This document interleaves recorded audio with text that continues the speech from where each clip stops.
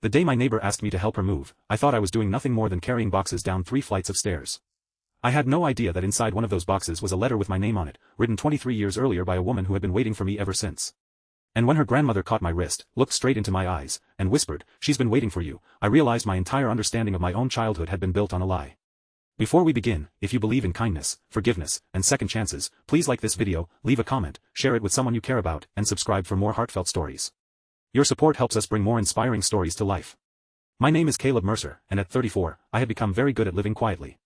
I worked as a building inspector in a small town outside Portland, Oregon, spent most weekends repairing things in my aging bungalow, and had learned not to expect too much from people. That last lesson had taken years to learn. My father had left when I was 8. My mother had raised me alone until cancer took her when I was 26. Before she died, she had given me very little explanation about my father, only one sentence that had always bothered me: "Sometimes people leave because they are afraid of what they feel, Caleb. It doesn't make it right, but it doesn't always mean they stopped loving you." I had never understood what she meant. I had assumed she was protecting the man who had abandoned us. Then, 3 months before the strange moving day, a young woman named Mara Whitfield rented the apartment next door. She was 31, with dark curly hair, tired green eyes, and the kind of smile that appeared only when she forgot to be guarded. We became neighbors in the ordinary way people do. She borrowed a screwdriver. I helped her carry a couch through a doorway that was clearly too narrow.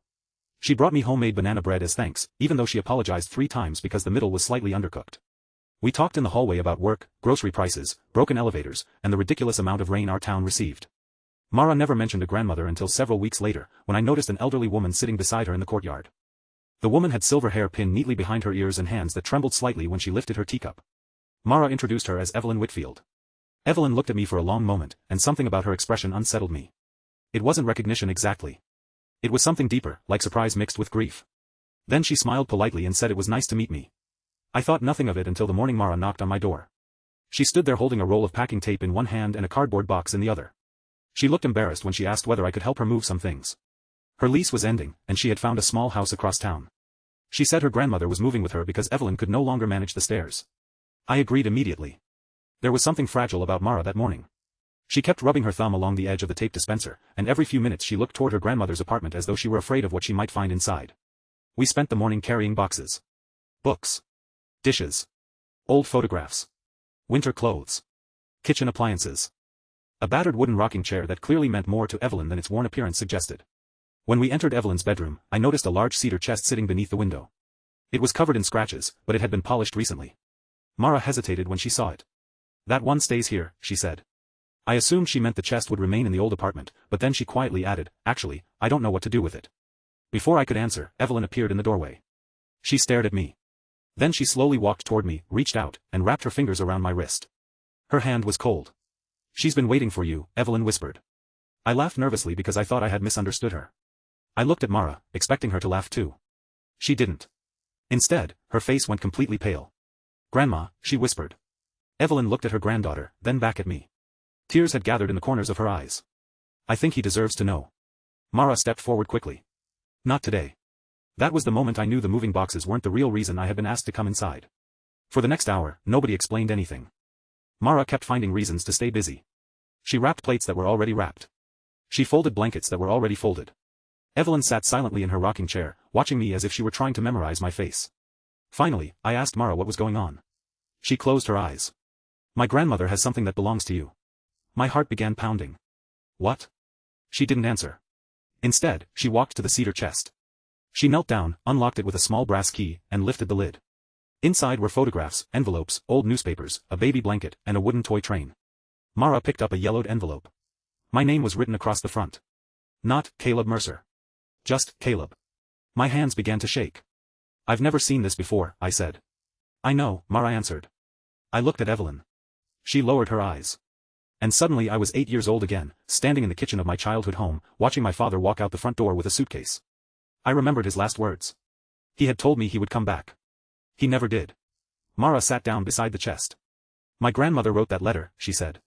"Why would she write to me?" Her eyes filled with tears. "Because your father was my grandfather's son." Everything around me seemed to stop. I stared at her. "What?" Mara swallowed hard. "My mother was your father's daughter." The room became painfully quiet.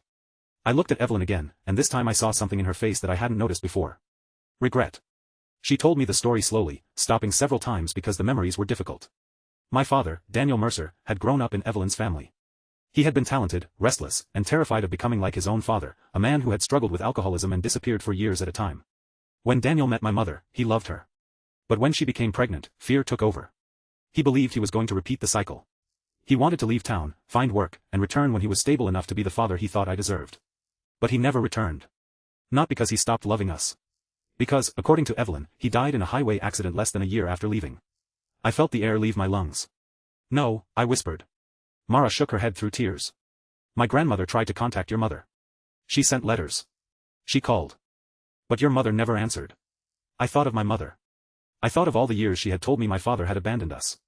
You're telling me she knew? Evelyn closed her eyes. She knew he was dead. My knees nearly gave out. The anger that had lived inside me for 26 years suddenly had nowhere to go. I had hated a dead man. I had imagined him living somewhere else, building another family, forgetting mine. I had spent years believing I wasn't worth coming back for. And now I was learning that perhaps he had never had the chance. But there was more. Mara opened another envelope. This is why I asked you to help me move. Inside was a photograph of my father holding me as a baby. I had never seen it. My mother had kept only one photograph of him, and even that picture showed him standing several feet away from me. This one was different. Daniel was sitting on a porch, holding me against his chest. I was asleep. He was smiling at me with an expression so full of tenderness that it broke something inside me. On the back, in my father's handwriting, were 6 words. My boy. I will always love him. I couldn't breathe. For years I had wondered what was wrong with me. Why wasn't I enough? Why hadn't he stayed? Why had he chosen a different life? And now the truth was both more painful and more comforting than anything I had imagined. He hadn't chosen to leave me forever. He had died believing he would come back. I sat on the floor beside the cedar chest and cried. Not quietly. Not with dignity. I cried the way a child cries when he finally realizes someone he has been waiting for is never coming through the door. Mara sat beside me but didn't touch me. Evelyn watched from her chair. Then she said something that made me angry. I was afraid. I looked at her. She told me that after Daniel's death, she had tried to reach my mother several times. But my mother had been devastated and furious. She had blamed Evelyn's family for encouraging Daniel to leave. Eventually, she moved away with me and stopped answering every attempt at contact. Years passed. Then Evelyn became ill. She decided to stop searching. I thought you had a right to your own life, she said. But I never stopped keeping these things. I stood up. You should have found me. Her face crumpled. Yes. There was no excuse. No dramatic explanation that could erase decades. Just an elderly woman admitting that she had been too afraid to reopen an old wound. I left the apartment without saying goodbye. For 2 days, I didn't speak to Mara. I was angry at everyone. At my mother. At Evelyn. At my father. Even at Mara for entering my life with a secret she had carried without my knowledge. Then, on the 3rd afternoon, Mara knocked on my door. She wasn't carrying anything. She simply stood there and said, "You don't have to forgive anyone. But my grandmother wants to give you something." I almost told her no. Instead, I followed her. Evelyn was sitting at the kitchen table. In front of her was the wooden toy train from the cedar chest. She pushed it toward me. "Your father made this," she said. I picked it up. It was small, imperfect, and covered in scratches. "He made it for you before you were born." I stared at it. Then Evelyn told me the part she had never told anyone. Daniel had planned to return home on the day of the accident. He had bought a small apartment in another town. He had found steady work. He had even purchased a crib. The crib had never been delivered. The apartment had never become a home. And the train had remained in Evelyn's closet for 23 years. I sat beside her. For the first time, I wasn't angry.